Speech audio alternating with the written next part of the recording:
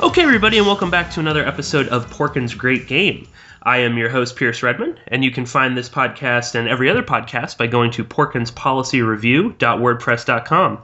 And as always, joining us all the way from Germany to discuss the geopolitics of Central Asia, the Caucasus, the global war on terror, and this great game that is being played out amongst the superpowers is, of course, Boiling Frogs Post contributor and the author of the new Great Game Roundup, Christoph Germann. So, Christoph, how are you? Thanks, Pierce. I'm fine. Always great talking to you. Absolutely. And I am really excited about today's episode. We're going to get into a lot of really interesting territory, and I'm just very excited. I think this is going to be a good one. So let's sort of kick off this whole discussion first with what's been going on in Afghanistan. This is, of course, a very integral part of the whole sort of strategy going on in Central Asia and the Caucasus. And there's quite a bit of interesting stuff going on in Afghanistan right now. And I think first we'll start with something that was made quite a big splash in the mainstream media, Western media, all over the world, and that is a record high in terms of opium production and cultivation. So cultivation of opium in Afghanistan is now up by 7%, and production is up by a whopping 17%. And this, of course, comes in the face of the U.S. spending $7.6 billion to combat the opium and heroin trade in Afghanistan. This has been spread out over about 10 years. So when you think about it, 7.6 billion really isn't that much to combat the drug trade there, especially when you consider that it's about a $3 billion industry. And, Afghanistan is, of course, the leading producer of opium. It produces about 90% of the world's opium. And there's quite a bit of rhetoric from Washington about, eradication and, we're trying our best. And then, of course, I believe it was in about 2008, they sort of eased off of the eradication methods and are essentially, NATO is now protecting the poppy fields all over Afghanistan. But Christoph, what is your take on the opium trade? Is this just sort of another one of these sort of sensationalist headlines, or is there a little bit more to this? Because at least for me, I kind of view more and more as time goes on that perhaps one of the main reasons for invading Afghanistan was to control the opium trade and to sort of take that away from Russia. So, Christoph, what is your sort of take on what's going on in terms of the opium trade and sort of worldwide heroin trade? Yes, I definitely agree with you that opium is a very, very important resource, and that one of the main reasons for the invasion was to control this resource. Every few months now we are seeing these new reports in the mainstream media highlighting that Afghanistan's opium production has reached a new all-time high. And the Russians don't get tired of pointing out that NATO's so-called poppy eradication is apparently not working. Especially Viktor Ivanov, the head of Russia's Federal Drug Control Service, is constantly drawing attention to this fact, yes, which is probably the reason why he was put on the sanctions list earlier this year.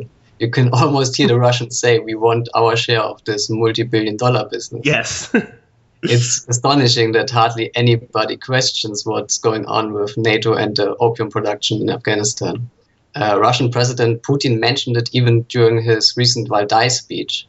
But I think that especially American taxpayers who have spent $7 billion to fight the opium industry in Afghanistan should also ask a few questions. Because while American taxpayers are spending billions of dollars for a poppy eradication program, the CIA and other entities are making billions of dollars by boosting the opium production. We have seen this before in the Golden Triangle during the Vietnam War, as documented by Alfred McCoy in his book, The Politics of Heroin.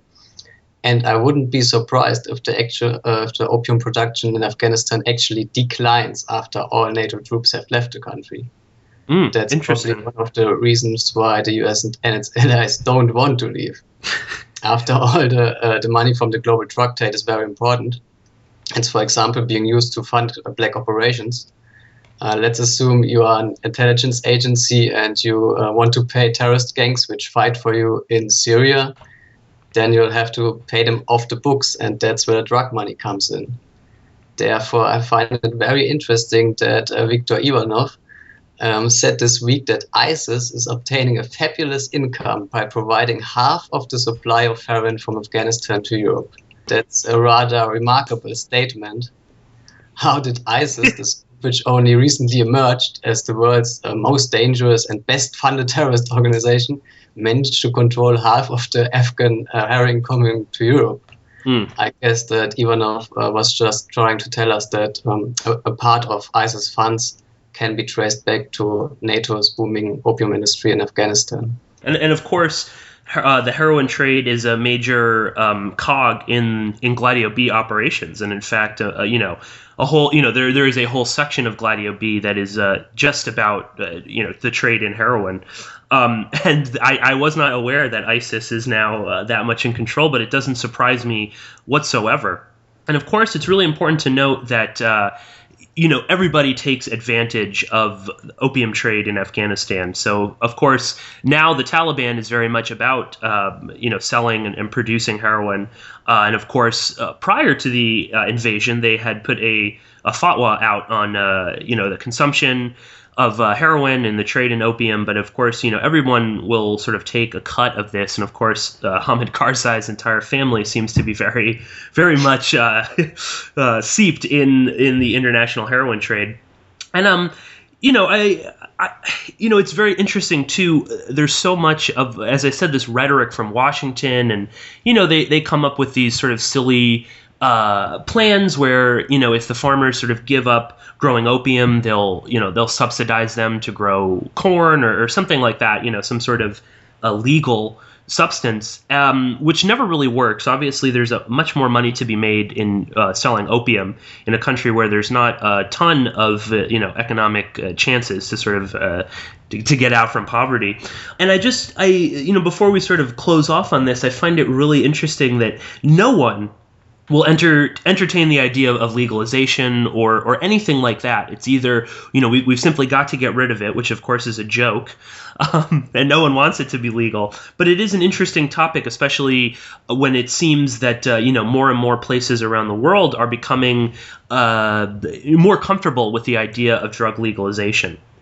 But of course, no one in the West wants to do this because, Cocaine Import Agency makes quite a bit of money off of the illegal drugs trade. But Christoph, is there anything else that we should be, looking at in terms of opium production? As you said that you think it's going to sort of peter off a little bit, but is there anything else that's important about this? It's a really huge business, and I don't think that NATO will just leave the opium production there. Because the Russians would move in and try to get their share. Before the NATO invasion in 2001, the Russians controlled, I think, about 80% of the opium production there. So they obviously are trying to get back. Yeah, and I also see that as they want to maybe perhaps limit the amount of heroin flooding into Russia because at the moment, that is a sort of main consumer, as well as Central Asia, and we even see now countries such as Iran having a very serious heroin problem going on.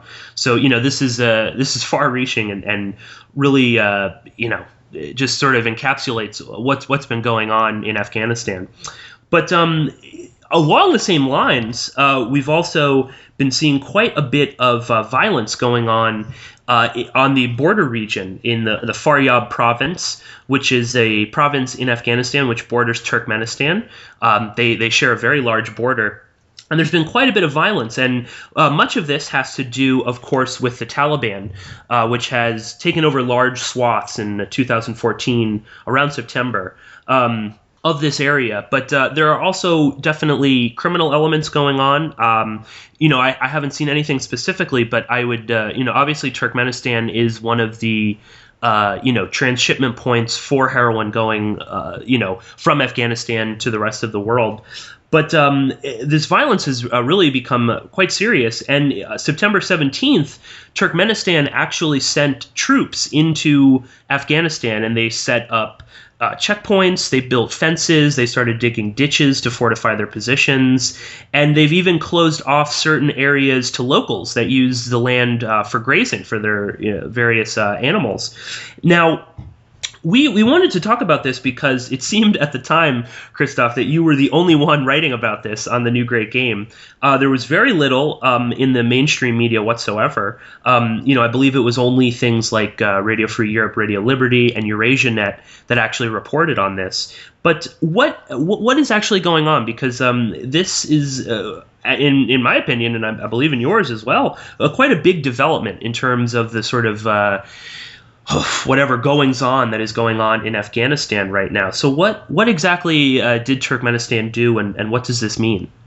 Yes, it's very serious because it shows how bad the security situation really is in Afghanistan. In the run-up to the so-called withdrawal of NATO from Afghanistan, the Russian and Central Asian authorities have been warning frequently of a spillover of violence from Afghanistan. And these concerns were widely ridiculed in Western media and seen as a justification for more Russian military presence in the region and repressive policies in the Central Asian states. There's certainly some truth to this, but it's also true that the borders in the region are porous and that the violence in northern Afghanistan has been increasing in recent months. And at the beginning of this year, insurgents from Afghanistan, possibly Taliban fighters, killed 3 Turkmen border guards, which prompted the Turkmen government to call up the military reservists to undergo retraining in Afghanistan and to beef up border security. And a few months later, in May of this year, another 3 Turkmen border guards were killed by insurgents who had crossed the border from Faryab province, as you mentioned. And it's not exactly clear whether these attacks on Turkmen border guards were really carried out by Afghan Taliban or other groups. The Taliban denied any involvement, and given that Turkmenistan has always had good relations with the Taliban, it's more likely that groups made up of foreign fighters which operate in this area are responsible for the attacks. Radio Free Europe, Radio Liberty linked the attacks to the Islamic movement of Uzbekistan, for example, which is definitely a possibility. Shortly after the second attack, Turkmenistan's foreign minister paid an unscheduled visit to Kabul to address this issue with then President Karzai. And the Turkmen authorities reportedly believe that Afghan border guards turn a blind eye or even support the activities of insurgents in this area. At the time, there had been reports of Turkmen border guards making incursions in Afghanistan and Turkmen troops carrying out exercises close to the border. But only months later, in September, as you mentioned, it became clear that Turkmenistan had even sent soldiers into Afghanistan, and not in September, but earlier this year, shortly after the attacks on the Turkmen border guards. I think in June or July, did they send soldiers for the first time across the border, where they started digging trenches and building fences in an effort to drive back the insurgents who had settled on the Turkmen-Afghan border. This demonstrates how bad the security situation in some parts of Afghanistan is, and it's definitely a huge deal. But interestingly, neither the Afghan government nor NATO, which uses every opportunity to accuse Russia of violating Ukraine's sovereignty, mentioned this incursion by Turkmenistan. Yes. I guess they approve of Turkmenistan's actions, and pointing out the incursion would draw more attention to the fact that they haven't achieved any of their publicly stated objectives in Afghanistan. No, yeah, that is, I think, the most interesting portion of this. That ISAF and the Afghan government just, I mean, they're pretending as if maybe it's not even going on, and perhaps that's the sort of strategy that they see, because as you mentioned, Turkmenistan and Afghanistan had pretty good relations, even under Taliban rule. And I believe they didn't necessarily recognize the Taliban, but they did set up a sort of office for the Taliban within Turkmenistan to sort of coordinate. And and again, I think Turkmenistan is also weary of their own citizens perhaps going and fighting with some of these groups. I know that there were some reports that Turkmen fighters were joining up in part of these big sort of foreign jihadi groups. So certainly this is a really a serious step, and I think we should be paying quite a bit of attention to this.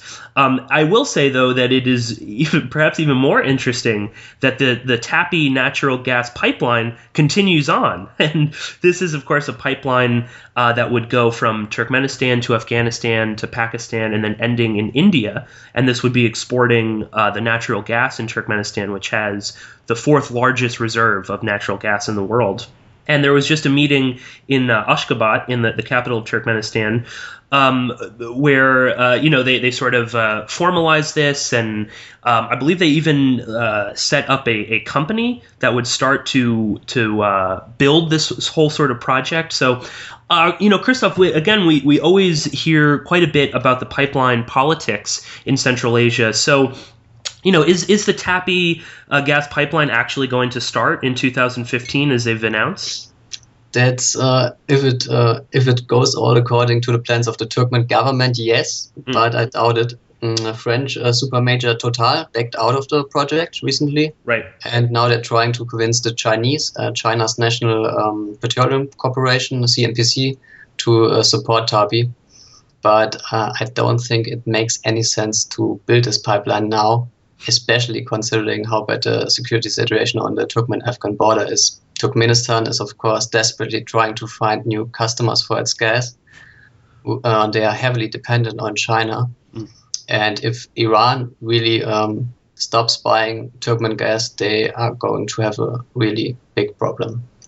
Absolutely, yeah. I'm just assuming this is why Turkmenistan is so, is trying so hard right now to get this project forward. And of course, there was also another meeting between Afghanistan, Turkmenistan, Azerbaijan, Georgia, and Turkey to construct a transport and transit corridor between these countries. And again, it seems fairly unlikely. But of course, we know we need to kind of continue looking into this and see what's going on with these pipelines, because again, as I said, this is such an integral part of what's going on and the whole new great game there.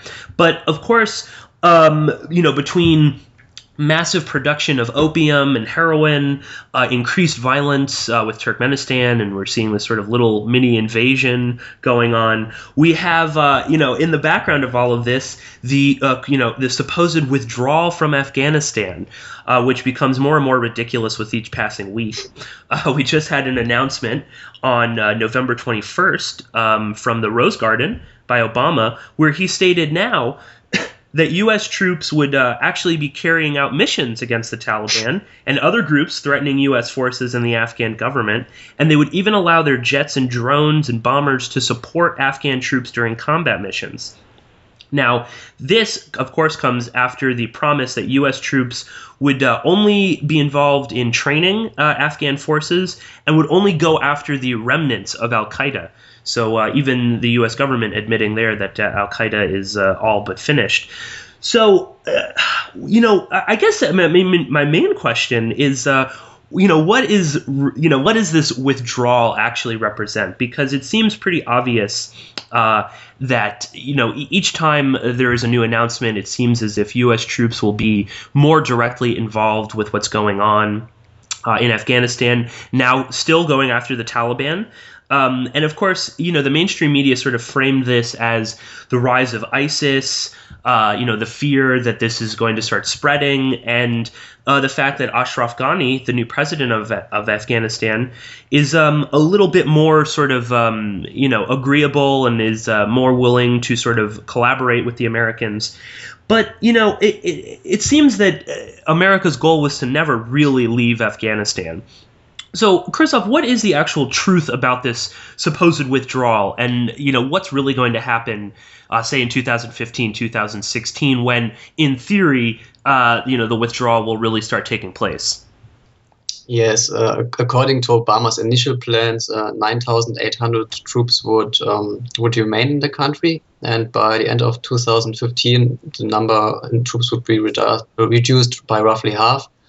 And by the end of 2016, cut to a normal embassy presence. And what Obama failed to mention is that a huge army of American diplomats, intelligence personnel, civilian government contractors will remain in Afghanistan well in the future.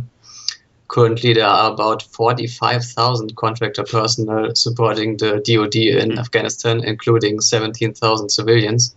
And depending on the size and scope of the U.S. diplomatic mission, several thousand contractors will be needed to support the diplomatic mission after the withdrawal.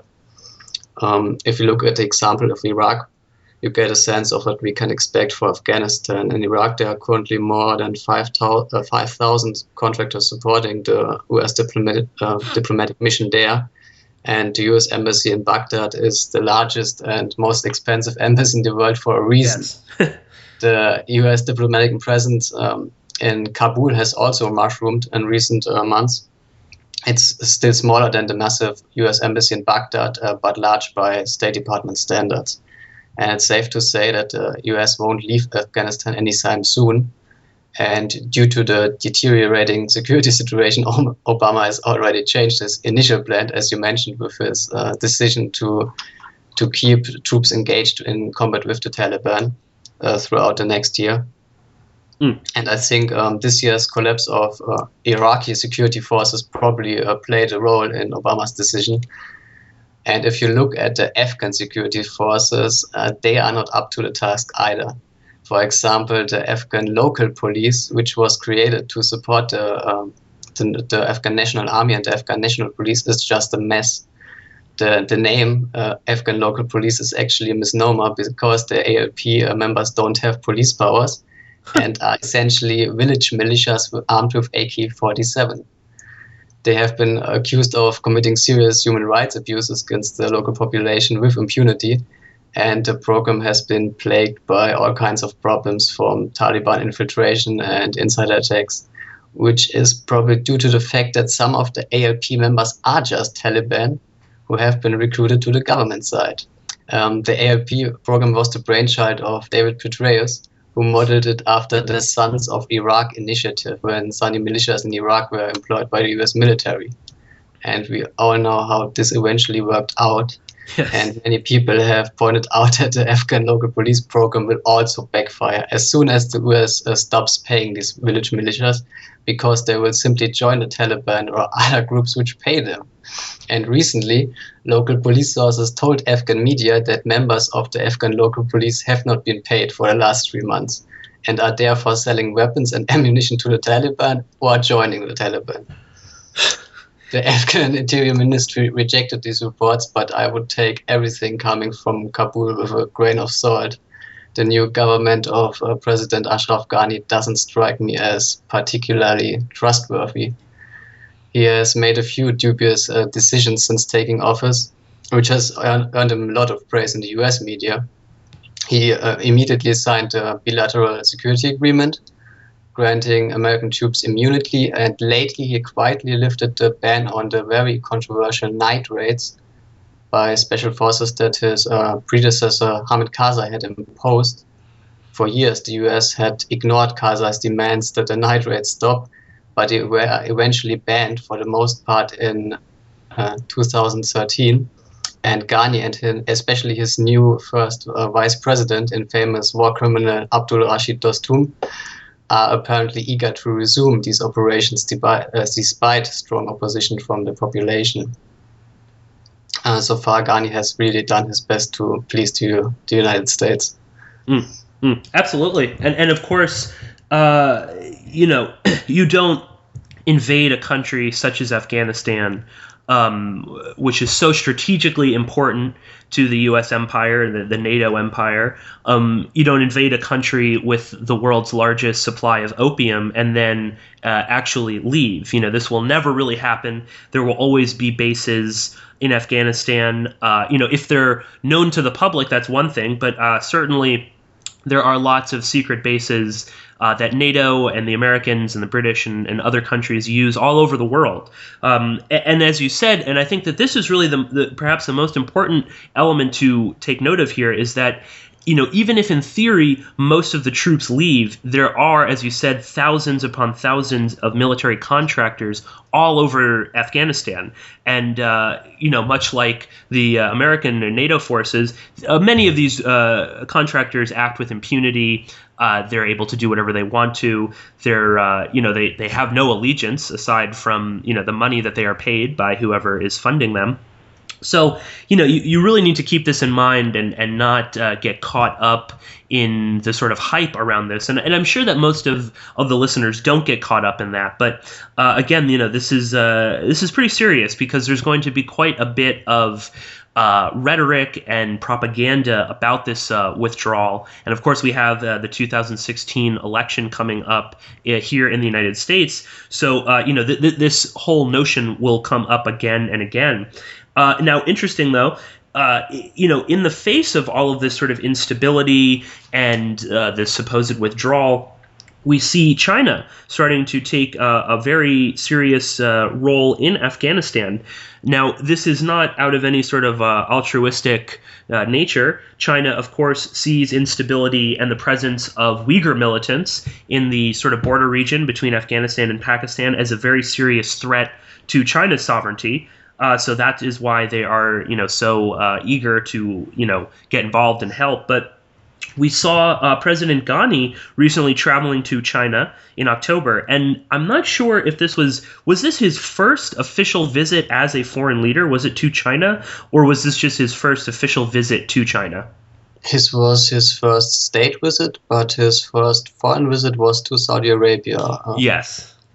Okay. Well, another interesting country. And Saudi Arabia recently pledged, I think, 100 million to support the Islamic University in Kabul, aimed at teaching moderate Islamic studies. So, go figure. Right, exactly. But all the same, we've have China actually proposing to restart the talks between the Afghan government and the Taliban. And China has even offered to host the Taliban there for talks, which is pretty interesting, considering China's sort of stance on radical Islam and things like that.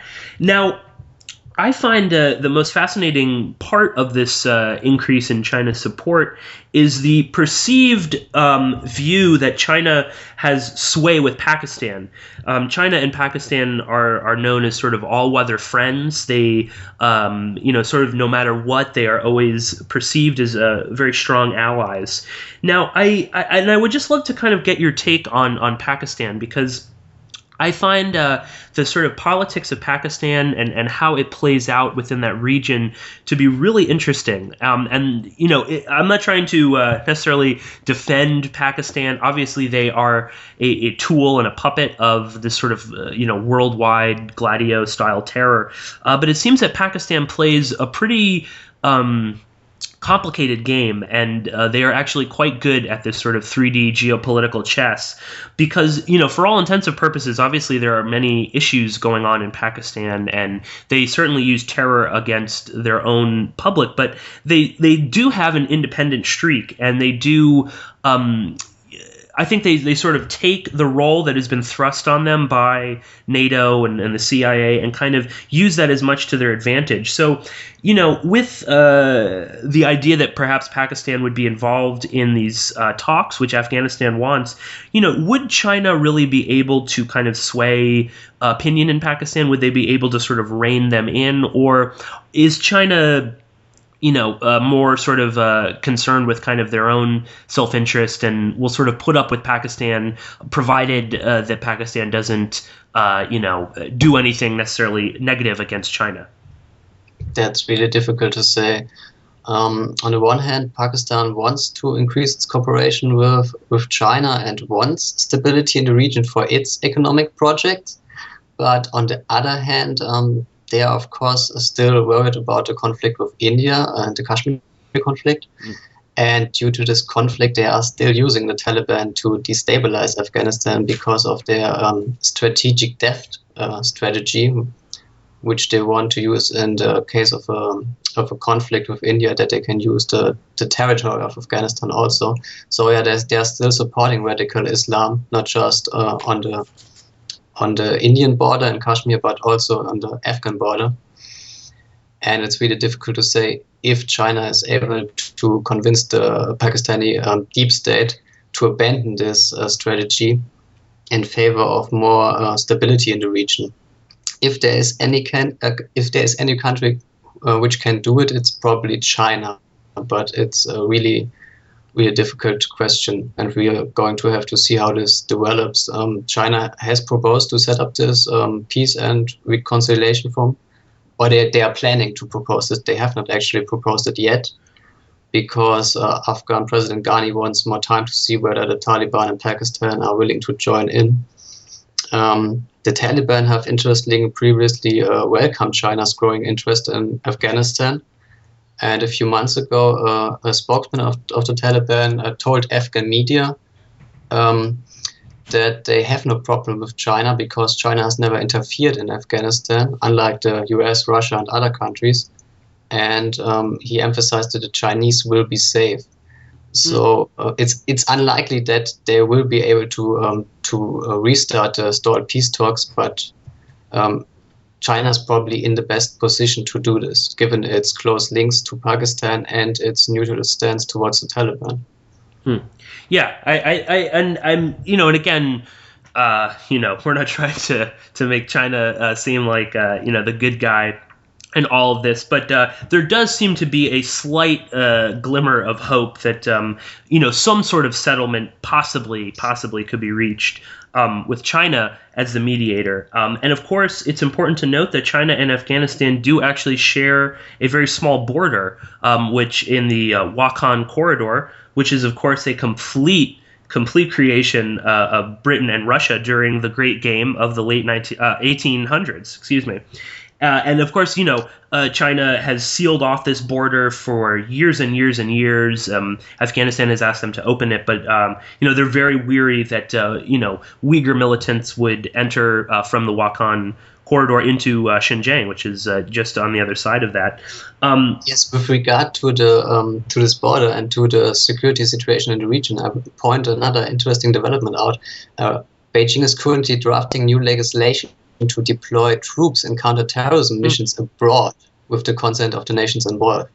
The law is probably aimed at deploying troops in Pakistan to counter the East Turkestan forces there, but I wouldn't rule out the possibility that we'll eventually see Chinese troops in Afghanistan, depending on how the situation develops. And that would be quite a big development. We don't, China really never sends troops around the world, and in fact, they criticize nations for doing that. So that's something we really need to take a look at, because that'd be quite a serious development. Now, of course, there is another U.S. Sort of ally in this whole game that is cozying up to a supposed enemy of the United States, and that is Kyrgyzstan.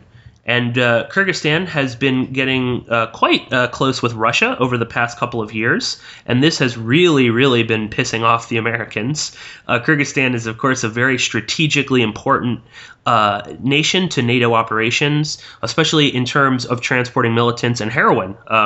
We were using the Manas Air Base in Kyrgyzstan for many, many years, and Kyrgyzstan eventually kicked the U.S. out, and there's quite a bit of evidence that the U.S. is just moving to another base in the south in Batkan province.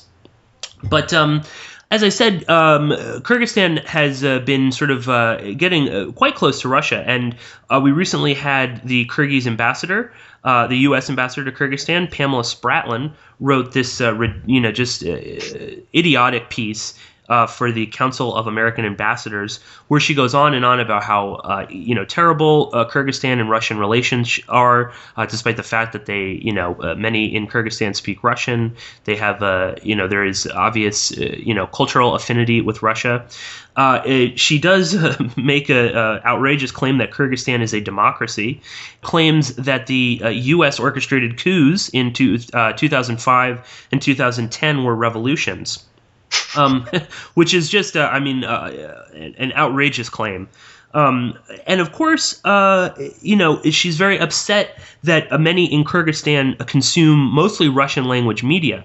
And she actually went to great lengths to describe this as really bad because of the way that the current situation in Ukraine is being framed by Russian state media in Kyrgyzstan.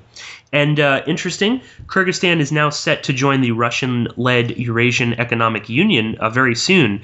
And of course, NATO and the West are sort of framing this, them joining the EEU, as Russia trying to take back its former Soviet republics, But Russia is Kyrgyzstan's biggest trading partner, and the recent sanctions against Russia have hurt Kyrgyzstan a lot. And the president of Kyrgyzstan basically said that they have no choice but to get closer to Russia.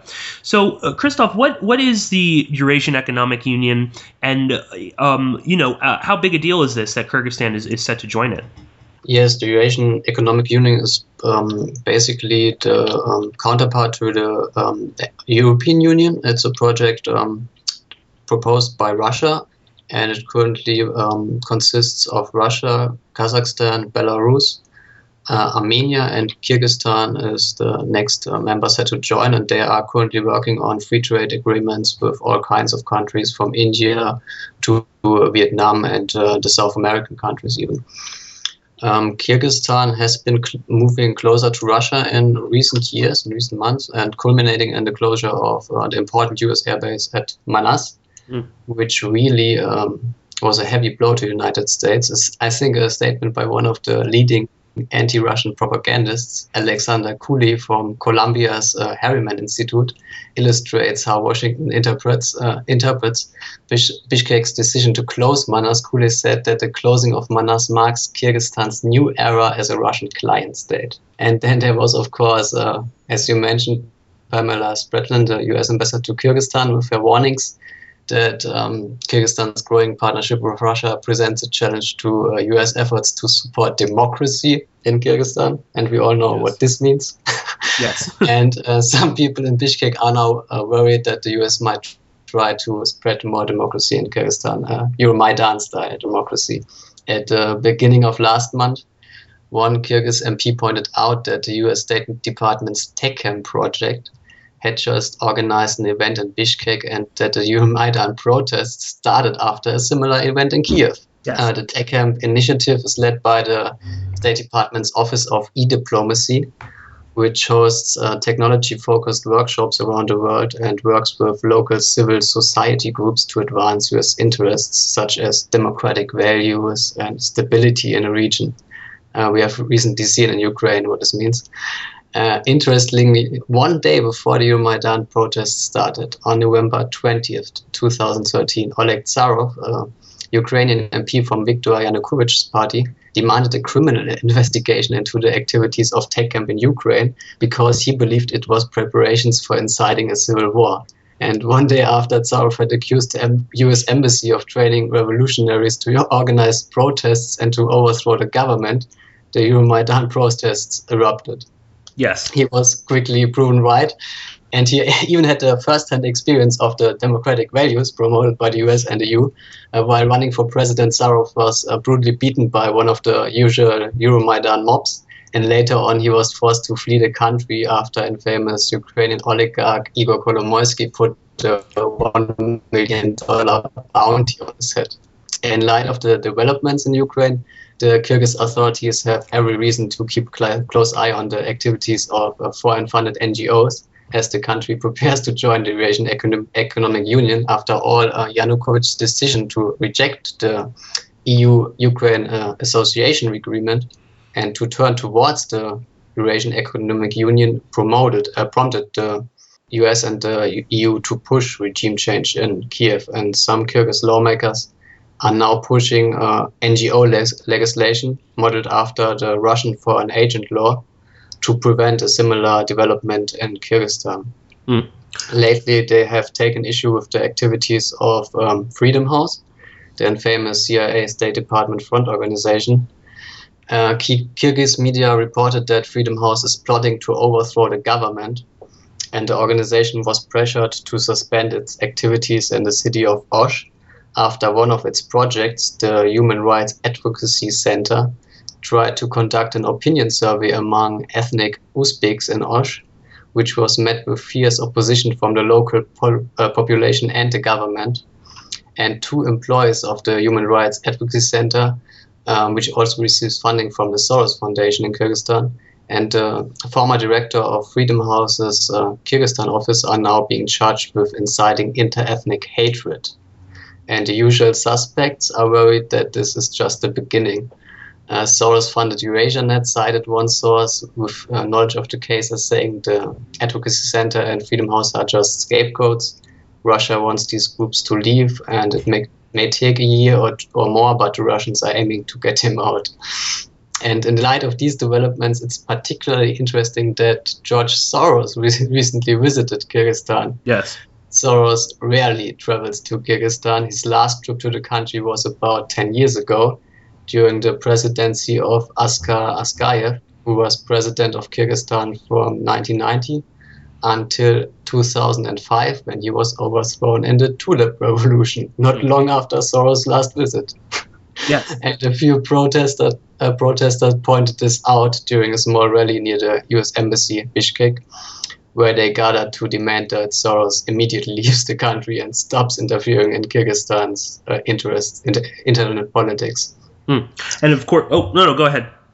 But Soros' visit wasn't really interrupted by the protests. Neither he nor the Kyrgyz government were really swayed by the small rally. And Kyrgyz President Atambayev thanked Soros for his support of civil initiatives in the country. Well, I was going to say, too, that when Akayev was ousted in the Tulip Revolution, we saw the rise of the Bakiev family, which is essentially just one large criminal syndicate, which took over the entire heroin trade in Kyrgyzstan and used places like Manas Air Base to ship this heroin out. Interesting, too, is that the NGO operations of Freedom House and the Advocacy Center for Human Rights was operating in Osh in the south, which is also near the sort of Batkan region, where there is some evidence that the U.S. is actually rebuilding some sort of secret air base there. And interesting, EurasiaNet, which is funded by George Soros, called this a conspiracy theory by the Russians, but then later on in the article more or less asserts that it's probably true and that there are some very interesting and odd behavior going on in that region that would lead one to think that, in fact, the U.S. is operating there. But to kind of look at this, more broadly, it seems that, Kyrgyzstan really can't sort of, can't go through this again, but this seems to be a very distinct pattern that is emerging, where we have these coup attempts where we put some sort of corrupt leader in, and then, of course, he runs his course and is no longer, valuable to NATO and whatever their agenda is, and then we have another sort of color revolution supporting democracy, and it seems to me that this is becoming more and more frequent. We're not seeing these sort of big, large-scale coup d'etats where we get, one dictator who's in power for, 50-odd years.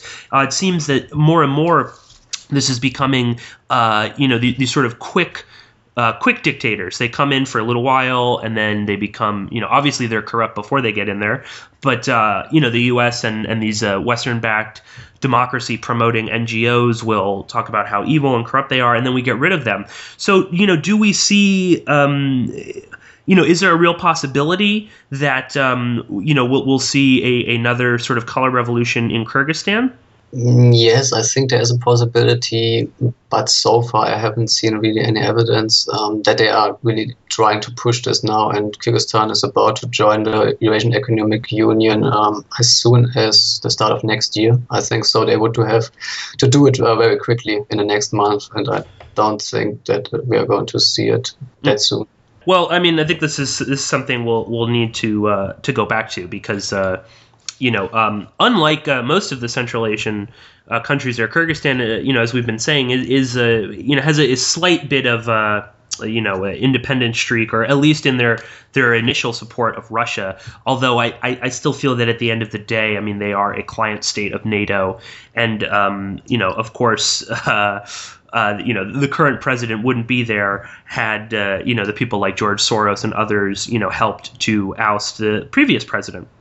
So again, we'll have to see what is actually going to happen in Kyrgyzstan. But there is, of course, another country in the Central Asia Caucasus region which is experiencing some very serious political turmoil. And again, we have quite a number of the usual suspects, including George Soros, involved in this as well.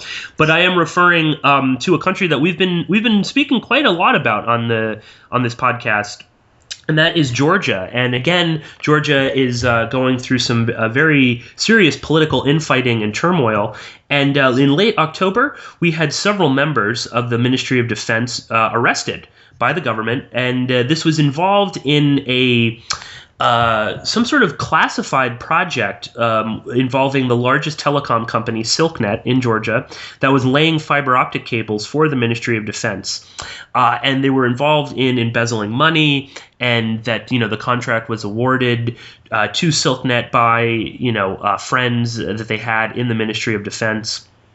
And Alessania, who was defense minister, defended his colleagues, very strongly, denied any wrongdoing, claimed that this was, just a sort of typical political, investigation, that it had nothing, there was no credence to any of these allegations. He, reiterated this many, many times, and then actually said that this was really about the fact that the current Georgian government isn't really as sort of pro-NATO as Alessania was. And he said that this was aimed at Georgia's Euro-Atlantic choice, and that Prime Minister Garibashvili was, he was insinuating essentially that he was sort of pro-Russian perhaps in this, or that he wasn't quite as in favor of all of the NATO operations in Georgia. And later, on November 4th, after many public statements by Alessania, Garibashvili actually fired him. And he said that the Euro-Atlantic choice is irreversible, it's going to happen. And then this was followed the next day with the resignation of the foreign minister of Georgia, who is the sister of Alessania's wife. And there were other, very high-level resignations, all of with people who are a part of Alessania's Free Democrat Party, including the Euro-Atlantic Integration Minister. So a very, powerful visual there. And of course, all of the usual suspects are up in arms about this, as I said. In particular, Christoph, you sent me a very interesting video from that Radio Free Europe, Radio Liberty did. And I can't remember what his name is. Oh, Brian Whitmore. Yes, Brian Whitmore, who is a complete psychopath and very, very scary pro-war, pro-NATO, psycho, as I said. But he was extremely upset about this. And he framed this whole sacking as a, Garibashvili, was getting rid of the pro-Western, pro-NATO sort of, support within his own government. And after Alessania was fired, he was elected to be the chairman of the Free Democrats Party. And he gave a big speech where he said that he hopes to celebrate victory in 2016, and also spoke about how Russia's imperial fundamentalism is a sworn enemy of Russia. So very strong words from an extremely popular person within Georgia. But, Christoph, we wanted to talk about this because you were telling me in some emails that you really saw this as a pretty serious development. So, why don't you break this down a little bit and explain what's going on with Alessania, with Garibashvili, and the political situation? Yes, it's very important because Alessania is very, very popular in Brussels and in Washington. Georgia has changed 8 defense ministers in the last 10 years. But Alessania was seen as the man who would lead Georgia eventually into NATO. And as you mentioned, Western media and Western politicians were completely freaking out over the sacking of Alessania. But while the guys at Radio Free Europe and Radio Liberty were still mourning Alessania's sacking, the Georgian government did its best to assure its Western partners that Georgia's Euro-Atlantic integration is not at risk. Prime Minister Garibashvili even managed to convince Deputy Foreign Minister Tamar Berurashvili, who had resigned along with Foreign Minister Maya Panchikidze, to stay, and she was promoted to the post of Foreign Minister. And one day after she had warned that Georgia's European choice is under threat, she assured Western media and politicians that Georgia's European integration is irreversible. Irreversible is the preferred word of the Georgian government when it comes to Euro-Atlantic integration. And the new defense minister, Mindia Janelica, immediately met with the US ambassador to Georgia, telling him that the Georgian Defense Ministry will continue and intensify its cooperation with the US and NATO. And Prime Minister Garibashvili, who is seen as being responsible for the firing of Alassania, along with former Prime Minister Ivanishvili, conveyed the same message to the EU and NATO during his recent visit to Brussels, where he attended the first session of the EU-Georgia Association Council, and he also met with new NATO Secretary General Jens Stoltenberg. They discussed the implementation of the substantive package which Georgia has been promised by NATO, and which includes the establishment of a NATO training center in Georgia.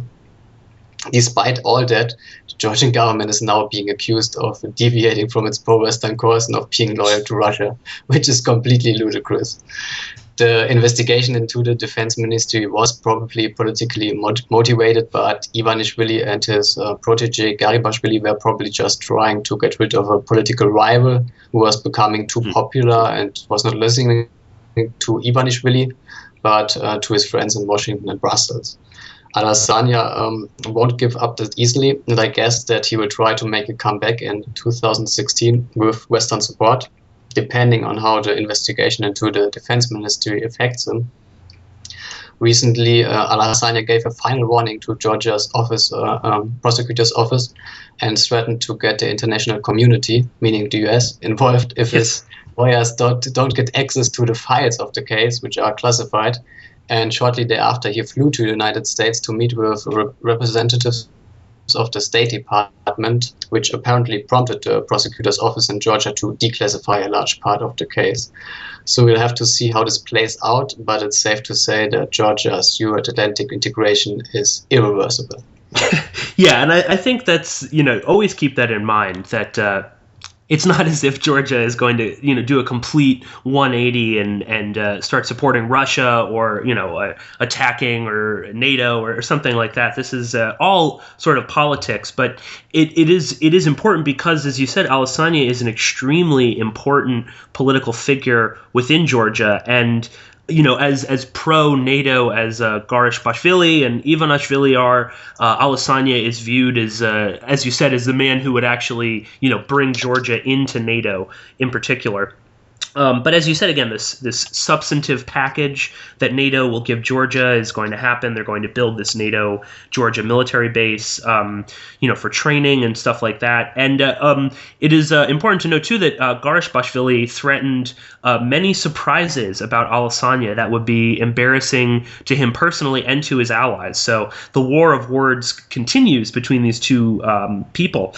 And amongst all of this infighting and, tit for tat back and forth, we have George Soros again visiting Georgia on November 15th.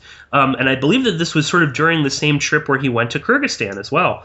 And he went and he met with the prime minister and other officials like that. But interestingly, on November 15th, while Soros was in Georgia, there was also a very, very large protest in the capital, in Tbilisi, with, I believe it was tens of thousands of people.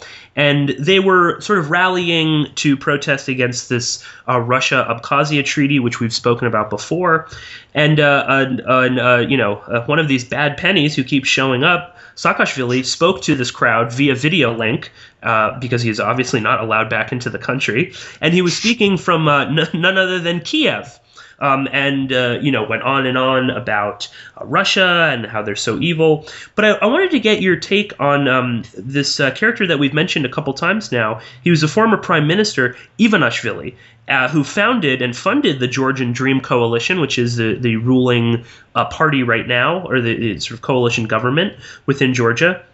And Saakashvili, went on and on in his speech about how Ivanishvili was, behind everything, and that he's really the power behind Georgia. And of course, this is accepted by most of the mainstream media, and to a degree, I mean, it probably is true. This is the person who's actually, running this. And in that Radio Free Europe, Radio Liberty video, I mean, they both openly admit that yes, of course, Ivanishvili funds the Dream Coalition and is probably behind it. But I just find it so interesting that everyone is quick to point to this extremely powerful billionaire who's no longer in government, but is, behind the scenes running everything. But if you, say, talk about the fact that George Soros is funding surveys in Kyrgyzstan that are promoting interethnic violence and is flying around to all of these countries, including Georgia, where he was also instrumental in a color revolution there, you're a conspiracy theorist. But, who is Ivanishvili? And, what is he up to? Yes, he's the richest man in Georgia. And I would say he's also the most powerful man in Georgia. Current Prime Minister Ivanishvili is basically his protege.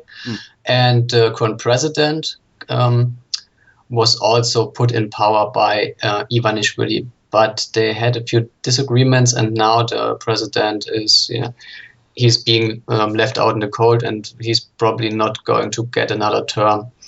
So I think that the government is still very much under the control of Ivanishvili, and in contrast to Alassania and people like Saakashvili, who are just batshit crazy and are trying their best to provoke a confrontation with Russia, Ivanishvili is a bit more realist. And although he is promoting Georgia's Euro-Atlantic integration, he's not that set on creating a new conflict in the region. Yeah. And there was also, I saw an article, I believe it's in Civil, which is the Georgian newspaper there. And it was, and I can't remember his name off the top of my head, but I'll try and find the link and put it in the show notes. But there was a former president or prime minister who, after this big Saakashvili speech, was, going on about how, Georgia needs to not be so concerned with pleasing NATO and instead be concerned with Georgia and its own sovereignty, and that, fighting with Russia and, giving these calls to war over Abkhazia and South Ossetia are going to get, Georgia nowhere. So there is, there are some people. Yes, that was actually Nino Burjanadze, Georgia's former president. She called... she heavily criticized the Saakashvili and the current government for their NATO rhetoric, and she stressed that Georgia's territorial integrity is more important than joining any international organization. And she even blamed Georgia's endless talk of a NATO training center for Russia's decision to offer Abkhazia a new treaty. Yeah, very interesting. Christoph, before we get to our final segment, is there anything else in terms of Afghanistan, Kyrgyzstan, Georgia, George Soros, anything like that you want to tell the listeners about? No, I think we covered it pretty much. Okay, excellent.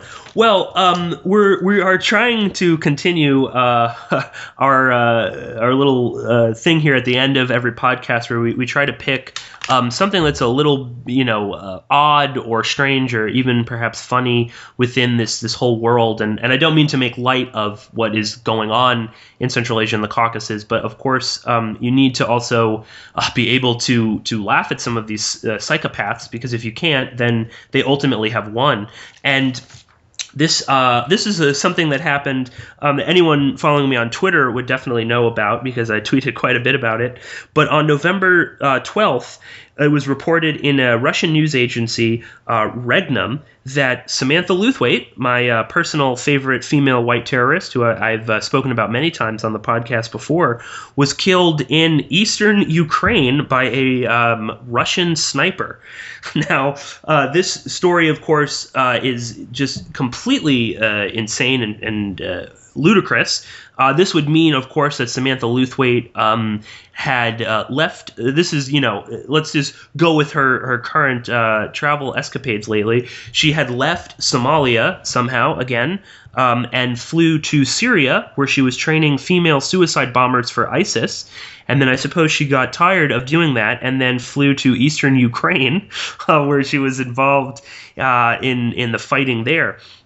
But I wanted to talk about this because I found this interesting because for the first time we actually had a news story that was not being promoted by British media. This was a Russian media.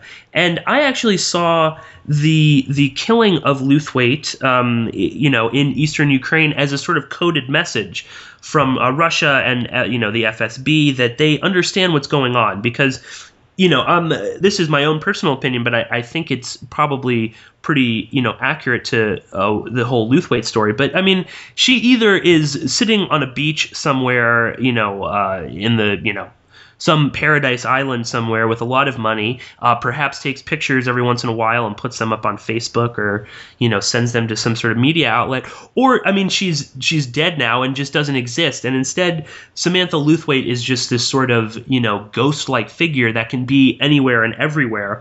And what Russia and the FSB were trying to say was that we know what's going on, especially in eastern Ukraine, where, of course, we see the rebirth of the sort of old school Gladio tactics, where we have the Western powers funding neo-Nazi groups and having them sort of act as their enforcers all over Ukraine.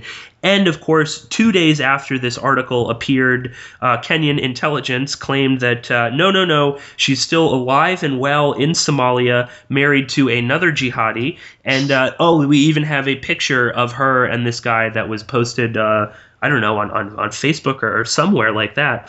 So, Christoph, what was your take on Samantha Luthwaite? And of course, she's not the only terrorist that has been killed lately.